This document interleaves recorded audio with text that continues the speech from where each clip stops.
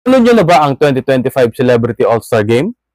Curious ba kayo kung anong sapatos ang suot nila? If yes, this video is for you.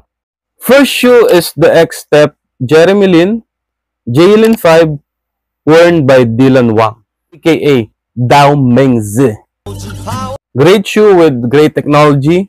Nagustuhan ko sa sapatos na to is yung pastel colors na ginamit and yung overall color combination.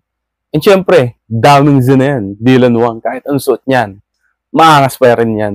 Second shoe is the Nike Book 1 Halloween, worn by Drewski. Great overall design that can be worn on and off the court.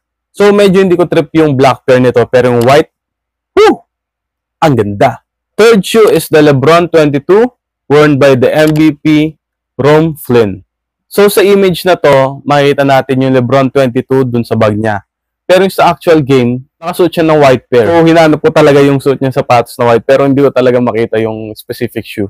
And for the LeBron 22, hindi rin ako sure kung anong specific coloring sinuot niya. So sorry guys. Pero I think it's a custom pair of the LeBron 22 Mogul. Last shoe is the Nike Kobe 6 Retro Grinch or Green Apple, worn by Kai Cenat.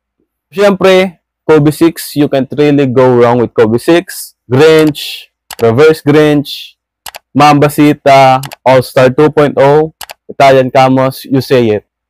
Halos lahat ng colorways talaga solid and magaganda. Great basketball shoe with Zoom Air Unit. Look at this dude. No credits and shoutout kay Lumpia Papi, si Joseph Barra, yung photographer na kumuha ng malulupit na picture na to na ginamit natin dito sa video. So almost lahat ng pictures dito ay galing sa kanya. So credit and shoutout kay Sir Joseph Barra. That's all. Bye.